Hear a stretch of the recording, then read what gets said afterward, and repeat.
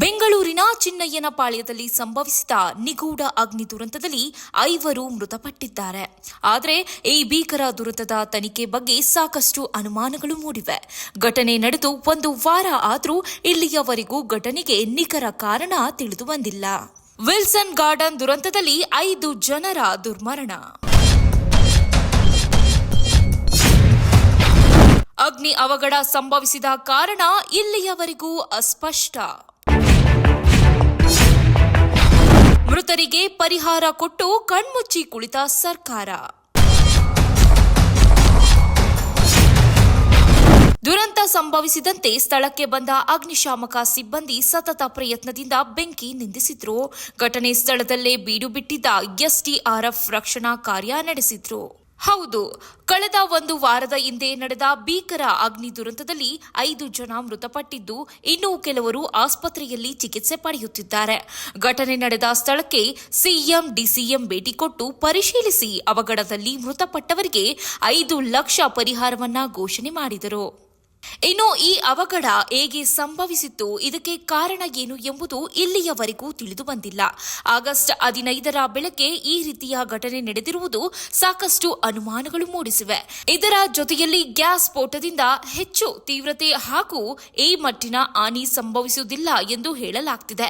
ಈ ಪ್ರಕರಣವನ್ನ ಎನ್ಐಎಗೆ ತನಿಖೆ ಮಾಡುವುದು ಉತ್ತಮ ಎಂಬ ಅಭಿಪ್ರಾಯಗಳು ಹೊರಬರುತ್ತಿವೆ. ಕಟ್ಟಡದಲ್ಲಿ ಸ್ಫೋಟವಾದ ಸಂದರ್ಭದಲ್ಲಿ 3 ಜನ ಮೃತಪಟ್ಟಿದ್ದು, ಗಾಯಾಳುಗಳನ್ನ ವಿಕ್ಟೋರಿಯಾ ಆಸ್ಪತ್ರೆಗೆ ದಾಖಲಿಸಿ ಚಿಕಿತ್ಸೆಯನ್ನ ನೀಡಲಾಗಿತ್ತು. ಮಂಗಳವಾರ ಬೆಳಗ್ಗೆ ಚಿಕಿತ್ಸೆ ಫಲಕಾರಿಯಾಗದೆ ಕಸ್ತೂರಿ ಮತ್ತು ಕಾಯಲ್ ಸಾವನ್ನಪ್ಪಿದ್ರು. ಇನ್ನು ಈ ಬಗ್ಗೆ ಯಾವ ರಾಜಕಾರಣಿಗಳು ಪ್ರತಿಕ್ರಿಯೆ ಕೊಡದೆ ಸುಮ್ಮನಾಗಿದ್ದಾರೆ. ಇನ್ನು ಈ ಘಟನೆಯ ಬಗ್ಗೆ ಬೆಂಗಳೂರು ಪೊಲೀಸ್ ಆಯುಕ್ತರು ಪ್ರತಿಕ್ರಿಯಿಸಿ, ಶಾರ್ಟ್ ಸರ್ಕ್ಯೂಟ್ನಿಂದ ಈ ಒಂದು ಘಟನೆ ಸಂಭವಿಸಿದ್ದು, ಸಂಪೂರ್ಣ ತನಿಖೆ ನಡೆಯುತ್ತಿದೆ ಎಂದು ಹೇಳಿದ್ದಾರೆ. ಬೆಂಗಳೂರಿನಲ್ಲಿ ಪ್ರತಿ ಬಾರಿ ಈ ರೀತಿಯ ಘಟನೆ ನಡೆಯದಂತೆ ಸರ್ಕಾರಗಳು ಯಾವುದೇ ಮುಂಜಾಗ್ರತಾ ಕ್ರಮಗಳನ್ನು ತೆಗೆದುಕೊಳ್ಳುವುದಿಲ್ಲ. ಒಂದು ದುರಂತ ಸಂಭವಿಸಿದ ಸಂದರ್ಭದಲ್ಲಿ ಮೃತರ ಕುಟುಂಬಕ್ಕೆ ಪರಿಹಾರ ಹಣವನ್ನ ಕೊಟ್ಟು ಕೈ ತೊಳೆದುಕೊಳ್ಳುವ ಕೆಲಸ ಮಾಡುತ್ತಿದೆ. ಈ ಪ್ರಕರಣದಲ್ಲಿ ಪೊಲೀಸ್ ತನಿಖೆ ಹೇಗೆ ನಡೆಯುತ್ತಿದೆ ಎಂದು ಗೃಹ ಮಂತ್ರಿಗಳು ಸಹ ಮಾತನಾಡದೆ ಸುಮ್ಮನಾಗಿರುವುದು ಸಂಶಯಾಸ್ಪದವಾಗಿದೆ. ಒಟ್ಟಾರೆ ಆಗಸ್ಟ್ 15 ಮುಂಜಾನೆ ಈ ಘಟನೆ ನಡೆದಿದ್ದು ಸಾಕಷ್ಟು ಅನುಮಾನ ಮೂಡಿವೆ. ದುರಂತಕ್ಕೆ ಕಾರಣ ಏನು ಎಂಬುದು ಪೊಲೀಸರ ತನಿಖೆಯಿಂದ ಹೊರಬರಬೇಕಿದೆ. ಸರ್, ನಗರಪೇಟೆಯಲ್ಲಿ ಒಂದು ಬೆಂಕಿ ಅವಘಡಕ್ಕೆ 5 ಜನ ಸತ್ತಿದ್ರು. ಬಟ್ ಇಲ್ಲಿವರೆಗೂ ಕೂಡ ಯಾವ ಕಾರಣಕ್ಕೆ ಆಗಿದೆ ಆ ಒಂದು ಘಟನೆ ಅನ್ನೋದು ಇಲ್ಲಿವರೆಗೂ ಹೊರ ಬಂದಿದೆ. ನೋಡಿ, ಈ ದೇಶಕ್ಕೆ 79ನೇ ಸ್ವಾತಂತ್ರ್ಯೋತ್ಸವ ಬಂದು ಇವತ್ತು ನಾವೆಲ್ಲ ಸಂಭ್ರಮ ಆಚರಣೆ ಮಾಡಿದ ಸಂದರ್ಭದಲ್ಲಿ ನಗರಪೇಟೆಯಲ್ಲಿರುವಂತಹ ಆ ಏರಿಯಾದಲ್ಲಿ ಸಿಲಿಂಡರ್ ಬ್ಲಾಸ್ಟ್ ಆಗಿ ಸುಮಾರು ಇಲ್ಲಿವರೆಗೂ ಒಂದು 5 ಜನ ಮೃತಪಟ್ಟಿದ್ದಾರೆ. ಹಲವಾರು ಜನ ಈಗಾಗಲೇ ಗಾಯಗೊಂಡಿದ್ದಾರೆ. ಆ ಗಾಯಗೊಂಡವರು ಈಗಾಗಲೇ ಹಾಸ್ಪಿಟ್ಲಲ್ಲೂ ಸಹ ಇದ್ದಾರೆ.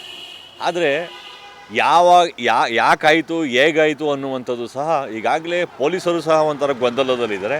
ಸರ್ಕಾರನೂ ಸಹ ಒಂಥರ ಗೊಂದಲವಿದೆ. ನೋಡಿ, ಘಟನೆ ಹೇಗಾಯಿತು, ಒಂದು ಕಡೆ ಏನು ಹೇಳ್ತಾರೆ ಅಂತ ಹೇಳಿದ್ರೆ ವಿದ್ಯುತ್ ಶಾರ್ಟ್ ಸರ್ಕ್ಯೂಟಿಂದ ಆಗಿರೋದು ಅಂತ ಹೇಳ್ತಾರೆ. ಒಂದು ಕಡೆ ಯಥೇಚ್ಛವಾಗಿ ಗ್ಯಾಸು ಅಲ್ಲಿ ಲೋಡ್ ಆಗಿದ್ದರಿಂದ ಆಗಿದೆ, ಇನ್ನೊಂದು ಸರಲ್ಲಿ ಎಲ್ಲೊಂದು ಕಡೆ ಇನ್ನೊಬ್ಬರ ಕಡೆ ಅಂತ ಹೇಳಿದ್ರೆ ಲೀಕ್ ಆಗಿದೆ ಅಂತ ಹೇಳಿದ್ರೆ, ಅದೇ ಈಗಾಗಲೇ ನೀವು ತನಿಖೆಗೆ ಆದೇಶ ಮಾಡಿದ್ದೀವಿ ಅಂತ ಹೇಳಿದ್ರೆ ಇನ್ನೂ ಸಹ 5 ದಿವಸ ಇದ್ದರೂ ತನಿಖೆಗೆ ಇನ್ನೂ ಯಾವುದೇ ರೀತಿಯಲ್ಲಿ ತನಿಖೆ ಬಹಿರಂಗಗೊಂಡಿಲ್ವಾ? ಏನಾಗಿದೆ ಏನು? ಈಗಾಗಲೇ ಪೊಲೀಸ್ನವ್ರು ಹೇಳ್ತಾರೆ ಇದು ತನಿಖೆ ಆಗ್ತಾ ಇದೆ. ಪೊಲೀಸ್ನವ್ರಿಗೆ ಸಹ ಗೊಂದಲ ಇದೆ ಇದು. ಮತ್ತು ಅಲ್ಲಿರುವಂಥ ಈಗಾಗಲೇ DCM ಸಹ ಸ್ಥಳೀಯ ಹೋಗಿ ವೆರಿಫಿಕೇಷನ್ ಮಾಡಿದ್ದಾರೆ. ಸ್ವತಃ ಮುಖ್ಯಮಂತ್ರಿಗಳು ಸಹ ವೆರಿಫಿಕೇಷನ್ ಮಾಡಿದ್ದಾರೆ. ಹಲವಾರು ಅಲ್ಲಿರುವಂಥ ಸಣ್ಣ ಪುಟ್ಟ MLAಗಳು ಮತ್ತು ಅದಾದಮೇಲೆ ಸಣ್ಣ ಪುಟ್ಟ ರಾಜಕಾರಣಿಗಳೆಲ್ಲ ಹೋಗಿ ಅಲ್ಲಿ ಪರಿಶೀಲನೆ ಮಾಡಿದರೂ ಸಹ ಯಾಕಾಯಿತು, ಹೇಗಾಯಿತು ಅನ್ನುವಂಥದ್ದು ಸಹ ಇಲ್ಲಿವರೆಗೂ ಸಹ ಗೊಂದಲಕ್ಕೀಡಾಗಿದೆ. ಸೊ ನೋಡಿ, ಘಟನೆ ಆದ ತಕ್ಷಣ ಹೋಗಿ ಘಟನಾ ಸ್ಥಳದಲ್ಲಿ ಹೋಗಿ ಸಾವಿಗೀಡಾದವರಿಗೆ ಒಂದು 5 ಲಕ್ಷ ಕೊಟ್ಟ ತಕ್ಷಣ ಪರಿಹಾರ ಅಲ್ಲ ಅದು. ಸಾವುಗೆ ನೀವು ಬೆಲೆ ಕಟ್ಟಕ್ಕೆ ಹೋಗಬೇಡಿ. ಹೇಗಾಯಿತು, ಹೆಂಗಾಯಿತು ಅನ್ನುವಂಥದ್ದು ನೀವು ಹೇಳಿದ್ರೆ ಸಾರ್ವಜನಿಕರಿಗೆ ಅದು ಅರಿವು ಮೂಡಿಸಿ, ಎಸ್ ಹಿಂಗಾಗುತ್ತೆ, ಈ ರೀತಿ ಇನ್ನು ಮುಂದೊಂದು ಸರಿ ಆಗಬಾರ್ದು. ಶಾರ್ಟ್ ಸರ್ಕ್ಯೂಟಿಂದ ಆಗಿದ್ದೋ, ಗ್ಯಾಸ್ ಲೀಕ್ ಆಗಿದ್ದೋ, ಗ್ಯಾಸ್ ಹೆವಿ ಫಿಲ್ ಆಗಿರೋದ್ರಿಂದ ಆಗಿದೋ ಅನ್ನುವಂಥದ್ದು ತನಿಖೆ ಬಹಿರಂಗಪಡಿಸಿದಾಗ ಸಾರ್ವಜನಿಕರು ಅದರಿಂದ ತಾವು ಸಹ ಸಾವು ನೋವುಗಳಿಂದ ಯಾವ ರೀತಿ ಸಂಭವಿಸಿದ್ರೆ ನಾವು ಅದನ್ನು ನಮ್ಮ ಜೀವನ ನಾವು ಕಾಪಾಡ್ಕೋಬೋದು ಅನ್ನೋಂತಿದೆ. ಪೊಲೀಸ್ನವರು ಸಹ ಅದು ಈಗಲೂ ಸಹ ಅದನ್ನು ಎಚ್ಚೆತ್ಕೊಳ್ಳದೆ ಯಾವ ರೀತಿ ಯಾವ ಆಂಗಲಲ್ಲಿ ತನಿಖೆ ಆಗಬೇಕು ಅನ್ನೋದು ಅವ್ರಿಗೂ ಸಹ ಗೊಂದಲ ಇದೆ, ಸರ್ಕಾರಕ್ಕೂ ಗೊಂದಲ ಇದೆ. ಕೂಡಲೇ ಅದನ್ನು ಹೋಮ್ ಮಿನಿಸ್ಟರ್ ಕೂಡ ಇದುವರೆಗೂ ಮಾತಾಡಿಲ್ಲ. ಸರ್, ಹೋಮ್ ಮಿನಿಸ್ಟ್ರು ನಮ್ಮ ರಾಜ್ಯದಲ್ಲಿ ಹೋಮ್ ಮಿನಿಸ್ಟರ್ ಇದ್ದಾರೆ ಅನ್ನೋದು ನಮಗೆ ಗೊತ್ತಿಲ್ಲ. ಯಾಕೆ ಅಂತ ಹೇಳಿದ್ರೆ ಅವರು ಘಟನೆ ಆದಂಥ ಯಾವುದೇ ಸ್ಥಳ ನಾನು ಇನ್ನೂ ಗಮನಕ್ಕೆ ಬಂದಿಲ್ಲ ಅಂತ ಹೇಳ್ತಾರೆ. ಪ್ರತಿಯೊಂದು ನೀವು ಯಾವುದೇ ಆದರೂ ಸಹ ಪೊಲೀಸ್ ಇಲಾಖೆಯಲ್ಲಿ 5 ಕ್ಷಣದಲ್ಲಿ ಗೃಹ ಮಂತ್ರಿಗಳಿಗೆ ಮಾಹಿತಿ ಹೋಗುತ್ತೆ. ಆದರೆ ಇಲ್ಲಿವರೆಗೂ ನಮ್ಮ ರಾಜ್ಯದ ಗೃಹ ಮಂತ್ರಿಗಳಿಗೆ ಮಾಹಿತಿನೇ ಹೋಗಿಲ್ಲ. ಕಳೆದ 5-6 ದಿವಸಗಳ ಕಳೆದ ಘಟನೆ 5-6 ದಿವಸ ಆಗಲಿ ಅವ್ರ ಮಾಹಿತಿನೇ ಹೋಗಿಲ್ಲ. ಇದ್ರ ಬಗ್ಗೆ ಅವ್ರು ಯಾವುದೇ ರೀತಿ ಪ್ರತಿಕ್ರಿಯೆ ಕೊಡ್ತಾ ಇಲ್ಲ ಅಂತ ಹೇಳಿದ್ರೆ ನಮ್ಮ ರಾಜ್ಯದಲ್ಲಿ ಗೃಹ ಮಂತ್ರಿಗಳೇ ಇಲ್ಲ ಸರ್. ಆದ್ದರಿಂದ ಅವ್ರು ಯಾವುದು DK ಶಿವಕುಮಾರ್ ಅವರು ಈಗ ಹೋಗಿದ್ದಾರೆ, ಮುಖ್ಯಮಂತ್ರಿಗಳು ಹೋಗಿದ್ದಾರೆ, ಮತ್ತು ಸ್ಥಳೀಯ ಕಮಿಷನರು ಹೋಗಿದ್ದಾರೆ, ಅಲ್ಲಲ್ಲಿ ಯಾರ್ಯಾರು ಬೇಕೋ ಅಲ್ಲಿ ಹೋಗಿದ್ದಾರೆ. ಅವರೇ ಸದ್ಯಕ್ಕೆ ಅದೇನಿದೆ ಅದು ನೋಡ್ಕೋಬೇಕೇನದ. ಈ ರಾಜ್ಯದಲ್ಲಿ ಮುಖ್ಯಮಂತ್ರಿಗಳು ಇಲ್ಲ ಅನ್ನುವಂಥದ್ದು ನಮ್ಮ ಅನಿಸಿಕೆ. ಅಲ್ಲಿನ ಸ್ಥಳೀಯರು ಈ ಬ್ಲಾಸ್ಟ್ನ ತೀವ್ರತೆ ನೋಡಿ ಇದನ್ನು ಇನ್ನೇ ತನಿಖೆಗೆ ವಹಿಸಬೇಕು ಅಂತ ಹೇಳ್ತಿದ್ದಾರೆ. ಯಾಕಂದರೆ ಅಲ್ಲಿ ಆಗಿರ್ತಕ್ಕಂಥ ಬ್ಲಾಸ್ಟ್ಗೆ ತುಂಬ ದೊಡ್ಡ ಮಟ್ಟದಲ್ಲಾಗಿರೋದ್ರಿಂದ NIAಗೆ ಕೊಡಬೇಕು ಅಂತೇಳಿ ಅಲ್ಲಿನ ಸ್ಥಳೀಯರು ಸಹ ಹೇಳ್ತಿದ್ದಾರೆ. ನೋಡಿ, ಸ್ಥಳೀಯರ ಒತ್ತಾಯ ಏನಿದೆಯಲ್ಲ ಅದು ಖಂಡಿತವಾಗೂ ಸಹ ನಾನು ಅದಕ್ಕೆ ಸಪೋರ್ಟನ್ನು ಮಾಡ್ತೀನಿ. ಇದು ಉನ್ನತ ಮಟ್ಟದಲ್ಲಿ ತನಿಖೆ ಆಗಬೇಕು, NIAಗೆ ಆಗಬೇಕು. ಅದಕ್ಕಿಂತ ಇಲ್ಲಾಂದರೆ ಒಂದು ಯಾವುದೋ ನಿಯೋಗವನ್ನು ಮಾಡಿ ಇಲ್ಲ SIT ರಚನೆ ಮಾಡಿ. ಯಾಕೆಂತ ಹೇಳಿದ್ರೆ ಈ ರಾಜ್ಯದ ಮುಖ್ಯಮಂತ್ರಿ ಪ್ರತಿಯೊಂದಕ್ಕೆ SITನ ರಚನೆ ಮಾಡ್ತಾರಲ್ಲ, ಇದಕ್ಕೂ ಒಂದು SIT ರಚನೆ ಮಾಡಿ ಉನ್ನತ ಮಟ್ಟದ ತನಿಖೆ ಆಗಲಿ ಬಿಡಿ. ಯಾವ ಮಟ್ಟಕ್ಕಾಗಿದೆ, ಯಾವುದು ಏನು ಎತ್ತ, ಇದರ ಹಿನ್ನೆಲೆ ಏನಿದೆ ಅನ್ನುವಂಥ ಗೊತ್ತಾಗಬೇಕು. ಯಾಕೆಂತ ಹೇಳಿದ್ರೆ ಇತ್ತೀಚಿನ ದಿನಗಳಲ್ಲಿ ಒಂದು ರೀತಿಯಲ್ಲಿ ಉಗ್ರಗಾಮಿಗಳು ಯಾವ ರೀತಿಯಲ್ಲಿ ನಮ್ಮ ದೇಶವನ್ನು ಅಥವಾ ನಮ್ಮ ರಾಜ್ಯವನ್ನು ಯಾವ ರೀತಿಯಲ್ಲಿ ಆಕ್ರಮಿಸ್ಕೊಂಡು ಬರ್ತಾ ಇದ್ದಾರೆ ಅನ್ನುವಂಥದ್ದು ನಮಗೆಲ್ಲರಿಗೂ ಗೊತ್ತಿರೋಂಥ ವಿಚಾರ. ನಮ್ಗೆ ಯಾಕೋ ಇದ್ರ ಸಂಶಯವೂ ಸಹ ಆಗ್ತಾ ಇದೆ. ಯಾಕೆ ಅಂತ ಹೇಳಿದ್ರೆ 5 ದಿವಸ ಆಗಿದೆ, ಇನ್ನು ಯಾವುದೇ ರೀತಿ ತನಿಖೆ ಆಗಿ ಬಹಿರಂಗಗೊಂಡಿಲ್ಲ ಅನ್ನುವಂಥದ್ದು. ಸ್ಥಳೀಯರ ಏನು ಆಗ್ರಹ ಇದೆ NIA ಕೊಡಬೇಕು ಅನ್ನುವಂಥದ್ದು ಇಲ್ಲ. ಈ ರಾಜ್ಯದ ಮುಖ್ಯಮಂತ್ರಿಗಳು ಖಂಡಿತವಾಗೂ ಆ ಸ್ಥಳದಲ್ಲೇ ಇದನ್ನು ವಿಶೇಷವಾಗಿ ಅಂತ ಒಂದು SIT ರಚನೆ ಮಾಡಿ ವಿಶೇಷ ಉನ್ನತ ಅಧಿಕಾರಿಗಳನ್ನು ನೇಮಕ ಮಾಡಿ ಈ ಕೂಡಲೇ ಇದು ತನಿಖೆ ಆಗಬೇಕು ಅನ್ನುವಂಥದ್ದನ್ನ ಹೇಳ್ಬೋದಾಯಿತು. ಇಲ್ಲಿವರೆಗೂ ರಾಜ್ಯ ಸರ್ಕಾರ ಅದ್ರ ಬಗ್ಗೆ ಯಾವುದೇ ರೀತಿಯಲ್ಲಿ ಕಿವಿಗೊಡ್ತಾ ಇಲ್ಲ. ಕೇವಲ ರಾಜ್ಯ ಸರ್ಕಾರ ಪರಿಹಾರ ಕೊಡುವಂಥದ್ದಲ್ಲಿ ಮುಂದೆ ಬಂದಿದೆ ವಿನಃ ಇದ್ರ ಬಗ್ಗೆ ತನಿಖೆ ಮಾಡುವಂಥದ್ದಲ್ಲಿ ಹಿನ್ನಡೆ ಆಗ್ತಾ ಇದೆ. ಪ್ರತಿಯೊಂದು ಸಲನೂ ಈ ರೀತಿಯಾದ ಒಂದು ಘಟನೆ ಆದ ಸಂದರ್ಭದಲ್ಲಿ ಸ್ಥಳಕ್ಕೆ ಹೋಗ್ತಾರೆ, ಅಲ್ಲೇನು ಯಾರು ತೀರ್ಕೊಂಡಿರ್ತಾರೆ ಅವ್ರಿಗೊಂದು ಇಷ್ಟು ಲಕ್ಷ ಅಂತೇಳಿ ಪರಿಹಾರ ಕೊಡ್ತಾರೆ. ಅಂದರೆ ಪರಿಹಾರ ಕೊಡೋದ್ರಲ್ಲೇ ಒಂದು ಕೇಸ್ ಮುಗೀತಾ ಇದೆಯಾ ಅಂತ. ನೋಡಿ, ರಾಜ್ಯ ಸರ್ಕಾರ ಘಟನೆಯ ಬಗ್ಗೆ ತೀವ್ರವಾಗಿ ತನಿಖೆ ಆಗುವಂಥ ರೀತಿಯಲ್ಲಿ ಮಾಡ್ಬೋದಾಯಿತು.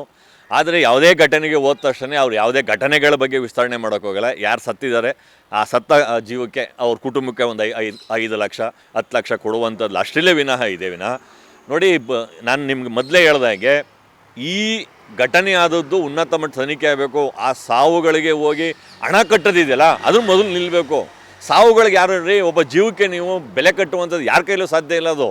ಯಾಕೆಂತ ಅವ್ನು ಇದ್ದರೆ ಅದು 10 100 ದುಡಿತಾನೆ. ಜೀವಕ್ಕೆ ನೀವು ಬೆಲೆ ಕಟ್ಟಕ್ಕೆ ಹೋಗಬೇಡಿ. ಸೊ ಜೀವಕ್ಕೆ ಬೆಲೆ ಕಟ್ಟಿ ಈ ಪ್ರಕರಣವನ್ನು ಮುಚ್ಚಾಕುವಂಥ ಕೆಲಸ ಆಗಬಾರ್ದು. ಈ ಪ್ರಕರಣ ಉನ್ನತ ಮಟ್ಟದ ಸ್ಥಳೀಯರು, ಅಕ್ಕಪಕ್ಕ ನಿವಾಸಿಗಳು, ಸ್ಥಳೀಯರು ಯಾವ ರೀತಿಯಲ್ಲಿ ಒಂದು ಈ ದೊಡ್ಡ ಮಟ್ಟದಲ್ಲಿ ತನಿಖೆ ಆಗಬೇಕು ಅನ್ನೋ ಹೇಳ್ತಾ ಇದ್ದಾರೆ, ಅದೇ ಮಾದರಿಯಲ್ಲಿ ತನಿಖೆ ಆಗಬೇಕು ಅನ್ನುವಂಥದ್ದು ನಮ್ಮ ಆಗ್ರಹವೂ ಸಹ, ನಮ್ಮ ಒತ್ತಾಯ ಸಹ. ನಿಮ್ಮ ಶ್ರೀ ನ್ಯೂಸ್ ಪ್ರಕಾರ ನಾನು ಅದನ್ನು ಉನ್ನತ ಮಟ್ಟದಲ್ಲಿ ತನಿಖೆ ಆಗಬೇಕು ಅನ್ನುವಂಥದ್ದು ನಾನು ಒತ್ತಾಯ ಮಾಡ್ತಾ ಇದ್ದೇನೆ. ಸರ್, ಕಳೆದ ಆಗಸ್ಟ್ 15ನೇ ತಾರೀಕು ಒಂದು ಅಗ್ನಿ ದುರಂತ ನಡೆದು 5 ಜನ ಡೆತ್ ಆಗಿದ್ರು. ಬಟ್ ಇಲ್ಲಿವರೆಗೂ ಇದ್ರ ಬಗ್ಗೆ ಸರಿಯಾದ ರೀತಿ ತನಿಖೆ ಆಗಿಲ್ಲ. ಮತ್ತು ಈ ಬಗ್ಗೆ ಸರ್ಕಾರ ಕೂಡ ಎಲ್ಲೋ ಒಂದು ಕಡೆ ಬೇಜವಾಬ್ದಾರಿ ತೋರ್ತಾ ಇದೆ ಅಂತ. ಸರ್ ನೋಡಿ, ಎಲ್ಲಿ ಯಾವುದೇ ಸ್ಫೋಟಗೊಂಡಾಗ ಅಥವಾ ಅಗ್ನಿ ದುರಂತ ಆದಾಗ ಭಾಳ ಸೂಕ್ಷ್ಮವಾಗಿ ತನಿಖೆಯನ್ನು ಮಾಡಬೇಕು. ನಮ್ಮ ಭಾರತದಲ್ಲಿ ಅಥವಾ ನಮ್ಮ ರಾಜ್ಯದಲ್ಲಿ ಅನೇಕ ತನಿಖಾ ಸಂಸ್ಥೆಗಳಿದೆ. ಇದು ಸ್ಫೋಟಗೊಂಡಿರೋಂಥದ್ದು, ಇದು ಗ್ಯಾಸ್ ಸಿಲಿಂಡರು ಸ್ಫೋಟಗೊಂಡಿರೋಂಥದ್ದು. ಈ ಗ್ಯಾಸ್ ಸಿಲಿಂಡರ್ ಯಾವ ಕಂಪನಿದು, ಅದರ ಸುರಕ್ಷತೆ ಇತ್ತಾ ಅಥವಾ ಲೀಕ್ ಆಗ್ತಾ ಇತ್ತಾ ಅಥವಾ ಖಾಲಿ ಇದ್ದು ಸ್ಫೋಟಗೊಂಡಿದೆ ಅಂತ ಒಂದು ವರದಿಯನ್ನು ಕೇಳಿದೆ. ಅದು ಯಾವ ರೀತಿ ಆಯಿತು, ಅದಕ್ಕೆ ಕಾರಣ ಏನು, ಶಾರ್ಟ್ ಸರ್ಕ್ಯೂಟ್ ಆಯಿತಾ ಅಥವಾ ಆ ಸಿಲಿಂಡರ್ನ ಅವಧಿ ಏನು, ಮ್ಯಾನುಫ್ಯಾಕ್ಚರ್ ಎಕ್ಸ್ಪೈರಿ ಡೇಟು, ಯಾವ ಸಿಲಿಂಡರ್ ಯಾವ ಕಂಪನಿದು, ಇದು ಭಾಳ ಅತಿ ಸೂಕ್ಷ್ಮವಾದಂಥ ವಿಚಾರ. ಯಾಕಂದರೆ ಇದು ಪ್ರಾಣ ಹಾನಿಗೆ ಸಂಬಂಧಪಟ್ಟಿದ್ದು. ಇವತ್ತು ದೇಶದಲ್ಲಿ ಏನಾದರೂ ಪ್ರಾಣಕ್ಕೆ ಬೆಲೆನೇ ಇಲ್ಲ ಅಂಥ ಒಂದು ಸ್ಥಿತಿ ತಲುಪಿದೆ. ಇದನ್ನು ರಾಜ್ಯ ಸರ್ಕಾರ ಆಗ್ಬೋದು, ಕೇಂದ್ರ ಸರ್ಕಾರ ಆಗ್ಬೋದು, ತಕ್ಷಣ ಸಮಗ್ರ ತನಿಖೆಯನ್ನು ಸ್ಫೋಟ ತಜ್ಞರನ್ನು ಕರೆಸಬೇಕು, ವಿದ್ಯುತ್ ತಜ್ಞರನ್ನು ಕರೆಸಬೇಕು, ಮತ್ತು ಪರಿಸರ ತಜ್ಞರನ್ನು ಯಾವ ರೀತಿ ಇದು ಉಂಟಾಗಿದೆ ಸ್ಫೋಟ, ವಾಯು ಅದಕ್ಕೆ ಸಂಬಂಧಪಟ್ಟಂಗೆ ಯಾವ ರೀತಿ ಆಗಿದೆ ಅಂತ ಸಮಗ್ರ ತನಿಖೆ ಆಗಬೇಕು. ತನಿಖೆ ಆಗಬೇಕು ಅಂದರೆ ನಿಷ್ಪಕ್ಷಪಾತವಾಗಿ ಇವರು ಫಸ್ಟು ಪರಿಹಾರ ಕೊಡಲಿ, ಬೇಡ ಅಂತ ಹೇಳಲ್ಲ. ಆದರೆ ಅದಕ್ಕೆ ಕಾರಣ ಏನು, ಇದರಿಂದ ಪ್ರಾಣ ಹಾನಿಗಳಾಗ್ತಾಯಿದೆ, ಪ್ರಾಣಿಗೆ ಬೆಲೆನೇ ಇಲ್ವಾ, ಅಥವಾ ತನಿಖಾ ಸಂಸ್ಥೆಗಳು ಸತ್ತೋಗಿದೆಯೋ, ಅಥವಾ ತನಿಖಾ ಸಂಸ್ಥೆಗಳು ಇವರು ಆದೇಶವನ್ನು ಕೊಡ್ತಾ ಇಲ್ವಾ? ಸಮಗ್ರವಾಗಿ ಆದೇಶವನ್ನು ಕೊಡಬೇಕು. ಇದನ್ನು ಈಗ ತಕ್ಷಣ ಹೈಕೋರ್ಟ್ನ ಹಾಲಿ ನ್ಯಾಯಾಧೀಶರು ಇದನ್ನು ಗಮನಕ್ಕೆ ತಗೊಂಡು ಸರ್ಕಾರಕ್ಕೆ ಸುರಕ್ಷತಾ ವಿಧಾನಗಳನ್ನು ಯಾವ ರೀತಿ ನೀವು ಅನುಸರಿಸ್ತಾ ಇದ್ದೀರಾ ಅದರ ವರದಿಯನ್ನು ತರಿಸ್ಕೊಳ್ಬೇಕಾಗಿದೆ. ಇವತ್ತು ಗ್ಯಾಸ್ ಅಂದರೆ ಎಷ್ಟು ಕಂಪನಿಗಳಿದ್ದಾವೆ. ಈಗ ಅವ್ರು ಡೆಲಿವರಿ ಕೊಟ್ಟಂಥ ಕಂಪನಿ ಯಾವುದು, ಕೊಡೋಕ್ಕಿಂತ ಮುಂಚೆ ಅದ್ರಲ್ಲಿ ಏನೋ ಲೀಕೇಜ್ ಇತ್ತಾ ಚೆಕ್ ಮಾಡಿಕೊಟ್ಟಿದ್ದೀರಾ? ನೀವು ಪ್ರತಿ ಮನೆಗೂ ಸಿಲಿಂಡರ್ನ ಕೊಡಬೇಕಾದ್ರೆ ಸುರಕ್ಷತೆ ವಿಧಾನಗಳನ್ನು ಅನುಸರಿಸಿ ಕೊಡಬೇಕು. ಇವತ್ತು ಏಕಾಕಿ ಬರ್ತಾರೆ, ಡಂಪ್ ಮಾಡಿ ಹೋಗ್ತಾ ಇರ್ತಾರೆ. ಅದಲ್ಲ, ಗ್ಯಾಸ್ ಅನ್ನೋಂಥದ್ದು ಭಾಳ ಅಪಾಯಕಾರಿ, ಅದು ಅಗ್ನಿ. ಅದನ್ನು ಯಾವ ರೀತಿ ಡೆಲಿವರಿ ಕೊಡಬೇಕು, ಯಾವ ರೀತಿ ಬಳಸಬೇಕು ಅನ್ನೋದು ಜನರಿಗೆ ತಿಳಿಸ್ತಾ ಇಲ್ಲ ಕೇಂದ್ರ ಸರ್ಕಾರ. ಅದು ಎರಡೂ ಅಷ್ಟೇ. ಇವತ್ತು ಗ್ಯಾಸು ಸಿಲಿಂಡರ್ನ ಬಳಸೋವಂಥದ್ದು ಅದು ರೆಸಿಡೆನ್ಸಿಯಲ್ಲ, ಕಮರ್ಷಿಯಲ್ಲ, ಇಂಡಸ್ಟ್ರಿಯಲ್ಲ, ಯಾವ ಗ್ಯಾಸ್ನ ಯಾವ ರೀತಿ ಬಳಸಬೇಕು ಅನ್ನೋ ಒಂದು ಜಾಗೃತಿನ ಗ್ರಾಹಕರಲ್ಲಿ ಮೂಡಿಸ್ತಾ ಇಲ್ಲ. ಇದು ದುರಂತ. ಇವ್ರಿಗೆ ಬಿಲ್ ಬೇಕು, ಬಿಲ್ ಕರೆಕ್ಟಾಗಿ ಬಂದ್ಬಿಡುತ್ತೆ. ಆನ್ಲೈನ್ ಬಿಲ್ಲು ಪೇಮೆಂಟ್ ₹1 ಕಡಿಮೆ ಹೆಚ್ಚು ಕಡಿಮೆ ಅಂದರೆ ಬಿಲ್ ತೊಗೊಬಿಡ್ತಾರೆ. ಆದರೆ ಗ್ರಾಹಕರಿಗೆ ಯಾವ ರೀತಿ ಸೇವೆಯನ್ನು ಕೊಡಬೇಕು ನಾವು ಅನ್ನೋದನ್ನು ಮರ್ತಿದ್ದಾರೆ. ಇವೆಲ್ಲದಕ್ಕೂ ದುರಂತ ಅಂದರೆ negligence. Government, central government, state government ನೆಗ್ಲಿಜೆನ್ಸಿನೇ ಕಾರಣ. ಇವತ್ತು ಎಲ್ಲ ಗ್ಯಾಸ್ ಕಂಪ್ನಿಗಳು ಬೇರೆ ಇವರು ತನಿಖೆಯನ್ನು ಮಾಡಬೇಕು. ನೀವು ಯಾವ ರೀತಿ ಡೆಲಿವರಿ ಕೊಡ್ತಾ ಇದ್ದೀರಾ, ಏನೆಲ್ಲ ಇದೆ. ಆ ಸಿಲಿಂಡ್ರುಗಳನ್ನ ನೋಡ್ಬೇಕು, ಕೆಲವೆಲ್ಲ ಅಂಕು ಡೊಂಕಾಗಿರ್ತವೆ, ಸ್ಕ್ರ್ಯಾಪ್ಗಳು ಹಾಕಿರಲ್ಲ, ಅಂಥ ಸಿಲಿಂಡ್ರ್ಗಳನ್ನ ಇವತ್ತು ಡೆಲಿವರಿ ಕೊಡ್ತಾ ಇದ್ದಾರೆ. ಆ ಸಿಲಿಂಡ್ರ್ ಅವಧಿ ಏನು ಅದನ್ನ ಯಾರಾದರೂ ಚೆಕ್ ಮಾಡಿದೆ ಸರ್ಕಾರದವರು? ಇವತ್ತು ಆಹಾರ ಇಲಾಖೆ ಇದೆ, ಚೆಕ್ ಮಾಡಿದೆಯಾ? ನಿಮ್ಮ ಮನೆಗೆ ಯಾವ ಸಿಲಿಂಡ್ರ್ ಬರ್ತಾ ಇದೆ, ಅದರ ಅವಧಿ ಏನು, ಎಕ್ಸ್ಪೈರಿ ಡೇಟ್ ಆಗಿದೆ. ಆ ಸಿಲಿಂಡರ್ ಡೇಟ್ ಇರುತ್ತೆ, ಅದ್ರ ಮೇಲೆ ಮ್ಯಾನುಫ್ಯಾಕ್ಚರ್ ಇರುತ್ತೆ, ಇಷ್ಟು ವರ್ಷ ಇದು ಇಷ್ಟನೇ ಇಸ್ವಿಲಿ ತಯಾರಾಗಿದೆ, ಇದು ಇಷ್ಟನೇ ಇಸ್ವಿಲಿ ಕೊನೆಗೊಳ್ಳುತ್ತೆ. ಯಾರು ಚೆಕ್ ಮಾಡ್ತಾ ಇಲ್ಲ. ಟೋಟಲಿ ಸರ್, ನಮ್ಮನ್ನು ಆಳ್ತಾ ಇರೋಂಥವ್ರಿಗೆ ಜನತೆಯ ಪ್ರಾಣದ ಮೇಲೆ ಯಾವುದೇ ರೀತಿಯ ಕಾಳಜಿ ಇಲ್ಲ. ಸತ್ರ ಪರಿಹಾರ ಕೊಡಿ. ಪರಿಹಾರ ಕೊಡೋದು ಪರಿಹಾರ ಅಲ್ಲ ಸರ್. ಸತ್ತೋಗಿರೋ ಜೀವನ ಮತ್ತೆ ತರೋಕ್ಕಾಗಲ್ಲ ಸರ್. ಸಾಯದೇ ಇರೋ ಥರ ಎಲ್ಲ ವಿಧಾನಗಳನ್ನು ಅನುಸರಿಸಿ ಜನರ ಜೀವ ಉಳಿಸ್ಬೇಕು ಸರ್. ಇವತ್ತು ಗ್ಯಾಸ್ ಒಂದೇ ಅಲ್ಲ, ನೀವೆಲ್ಲ ಪ್ರತಿನಿತ್ಯ ಅಪಘಾತ, BMTCಗೆ ಸಿಕ್ಕ ಅಪಘಾತ, BBMPಗೆ ಸಿಕ್ಕ ಅಪಘಾತ, ಈ ಥರ ಅನೇಕ ದುರಂತಗಳು. ಏನು ಯಾವುದೇ ಒಂದು ದುರಂತದ ಸಂದರ್ಭದಲ್ಲಿ ಮೊದಲನೇದಾಗಿ ಪೊಲೀಸರು ತನಿಖೆ ಮಾಡಬೇಕು. ಬಟ್ ಇಲ್ಲಿ ತನಿಖೆ ಕೂಡ ತುಂಬ ಕಳಪೆಯಾಗಿ ನಡೆದಿದೆ. ಮತ್ತು ಇದ್ರ ಬಗ್ಗೆ ಗೃಹ ಸಚಿವರು ಸಹ ಮಾತಾಡ್ತಾ ಇಲ್ಲ. ಸೊ ಇದ್ರ ಬಗ್ಗೆ ಹೇಳೋದು ಸರ್, ಗೃಹ ಸಚಿವರಿಗೆ ಯಾವ ಚಿಂತೆಯಲ್ಲಿದ್ದಾರೋ ಗೊತ್ತಿಲ್ಲ. ಇದು ಫಸ್ಟು FIR ಆಗಬೇಕು, ಪ್ರಥಮ ವರದಿ ತಯಾರಾಗಬೇಕು. ಅದನ್ನು ಪೊಲೀಸರಿಗೆ ವಹಿಸೋಕ್ಕಾಗಲ್ಲ. ಯಾಕಂದರೆ ಸ್ಫೋಟಕ್ಕೆ ಸಂಬಂಧಪಟ್ಟಿದ್ದು ಸ್ಫೋಟ ತಜ್ಞರನ್ನು ಕರೆಸ್ಬೇಕು. ಅವರು ಯಾವ ಇಲಾಖೆಯಲ್ಲಿದ್ದಾರೆ ಸ್ಫೋಟ ತಜ್ಞರು, ಆ ಇಲಾಖೆಗೆ ಸಂಬಂಧಪಟ್ಟಂತೆ ಪೊಲೀಸರು ಅವ್ರ ಗಮನಕ್ಕೆ ತರಬೇಕು, ಅನುಮತಿ ತೊಗೊಳ್ಬೇಕು. ದೊಡ್ಡ ಅಧಿಕಾರಿಗಳ ಅನುಮತಿ ತೊಗೊಂಡು ಅವ್ರಿಗೆ ರೆಫರ್ ಮಾಡಬೇಕು. ಅವರು ಇದನ್ನೆಲ್ಲ ಯಾರು ಮಾಡಬೇಕು? ಒಂದು ಗೃಹ ಸಚಿವ ಅಂದರೆ ಈ ರಾಜ್ಯದ ರಕ್ಷಕ. ಅದ್ರ ಬಗ್ಗೆ ನೆಗ್ಲಿಜೆನ್ಸಿಯಾಗಿ ಮಾತಾಡ್ತಾರೆ. ಇದುವರೆಗೆ ತನಿಖೆಗೆ ಆದೇಶ ಇಲ್ಲ, ಸಮಗ್ರವಾದ ತನಿಖೆ ಇಲ್ಲ. ಅದರ ಒಂದು ಮೂಲ ಏನು, ಆ ಸ್ಫೋಟದ ಮೂಲ ಏನು ಅನ್ನೋದು ಇದುವರೆಗೆ ನಮ್ಗೆ ಗೊತ್ತಿಲ್ಲ. ಅಂದರೆ ಎಷ್ಟು ನೆಗ್ಲಿಜೆನ್ಸಿ ಇರ್ಬೋದು ಇವರು ಅನ್ನೋದು ಗೊತ್ತಾಗುತ್ತೆ. ಪ್ರತಿ ಬಾರಿ ಒಂದು ಸ್ಫೋಟ ಅಥವಾ ಯಾವುದೇ ರೀತಿ ಅಗ್ನಿ ಅವಘಡ ಇರ್ಬೋದು, ಬೇರೆ ಯಾವುದೇ ಅಪಘಾತಗಳಿರ್ಬೋದು, ಪ್ರತಿಯೊಂದು ಏನೋ ಒಂದು ಜೀವಕ್ಕೆ ಒಂದು 5 ಲಕ್ಷ 2 ಲಕ್ಷ ಈ ರೀತಿಯ ಪರಿಹಾರ ಕೊಡೋದ್ರಲ್ಲೇ ಸರ್ಕಾರ ಸೀಮಿತ ಆಗಿದೆ. ಬಟ್ ಈ ರೀತಿಯಾಗಿ ನಿಲ್ಲಿಸ್ತಕ್ಕಂಥ ಯಾವುದೇ ರೀತಿ ಕಠಿಣ ಕ್ರಮ ಕೈಗೊಂಡಿಲ್ಲ ಸರ್. ಇದು ಪರಿಹಾರ ಕೊಡೋಂಥದ್ದು ಇದೆಯಲ್ಲ, ನಾವು ಬೇಡ ಅಂತ ಹೇಳಲ್ಲ. ಇದು ದೊಡ್ಡ ಅಪರಾಧ. ಈ ಸಂಬಂಧಪಟ್ಟಂಥವ್ರಿಗೆ ಖಂಡಿತ ಪನಿಷ್ಮೆಂಟ್ ಆಗಲೇಬೇಕು ಸರ್. ಈ ಸ್ಫೋಟಕ್ಕೆ ಕಾರಣ ಏನು, ಈ ಅಪಘಾತಕ್ಕೆ ಕಾರಣ ಏನು, ಈ ನೆಗ್ಲಿಜೆನ್ಸಿಗೆ ಕಾರಣ ಏನು, ಆ ನೆಗ್ಲಿಜೆನ್ಸ್ ಯಾರು ಮಾಡ್ತಾರೋ ಅವ್ರಿಗೆ ಪನಿಷ್ಮೆಂಟ್ ಆಗಲೇಬೇಕು, ಜೈಲಿಗೆ ಕಳಿಸ್ಬೇಕು ಸರ್ ಅಂಥವ್ರನ್ನ. ಪರಿಹಾರ ಕೊಡೋದು ಮುಖ್ಯ ಅಲ್ಲ ಸರ್. ಪರಿಹಾರ ಕೊಟ್ಟರೆ ಮತ್ತೆ ಜೀವ ಬರಲ್ಲ. ಇದೊಂದು ರೂಢಿ ಮಾಡ್ಕೊಬಿಟ್ಟಿದ್ದಾರೆ, ಯಾರನ್ನ ಸತ್ತರೆ ಪರಿಹಾರ ಕೊಡೋದಂತ. ಜೀವ ಉಳಿಸುವಂಥ ಕೆಲಸ ಮಾಡಬೇಕು. ಸರ್ಕಾರ ಅಂದ್ರೇನು, ಕೋಟ್ಯಾಂತರ ಜನರ ಸುರಕ್ಷತೆಯನ್ನು ಕಾಪಾಡಬೇಕು. ಪೊಲೀಸ್ ಇಲಾಖೆ ಅಂದ್ರೇನು, ಸುರಕ್ಷತೆಯನ್ನು. ಅದು ಯಾವುದೇ ರೀತಿಯ ಸುರಕ್ಷತೆ ಆಗ್ಬೋದು. ಸ್ಫೋಟ ಅಂತನೆಲ್ಲ ಅಪಘಾತ ಆಗ್ಬೋದು, ಮತ್ತೊಂದಾಗ್ಬೋದು. ಆ ಸುರಕ್ಷತೆಯನ್ನು ಕಾಪಾಡೋದು, ಸುರಕ್ಷೆ ವಿಧಾನಗಳನ್ನು ಯಾವ್ಯಾವ ಹಂತದಲ್ಲಿ ಯಾವ್ಯಾವ ರೀತಿಯಲ್ಲಿ ತರಬೇಕು, ಇಲಾಖೆಗಳು ಮಾರ್ಗದರ್ಶನ ಕೊಡಬೇಕು. ಜನರಿಗೆ ಕೊಡಬೇಕು, ಗ್ರಾಹಕರಿಗೆ ಕೊಡಬೇಕು, ವಾಹನ ಸವಾರರು ಕೊಡಬೇಕು, ಪ್ರತಿಯೊಬ್ಬರು ತಿಳಿಸ್ಬೇಕು ಸರ್. ಇದು ಸಂಪೂರ್ಣವಾಗಿ ಸರ್ಕಾರದ ಜವಾಬ್ದಾರಿ.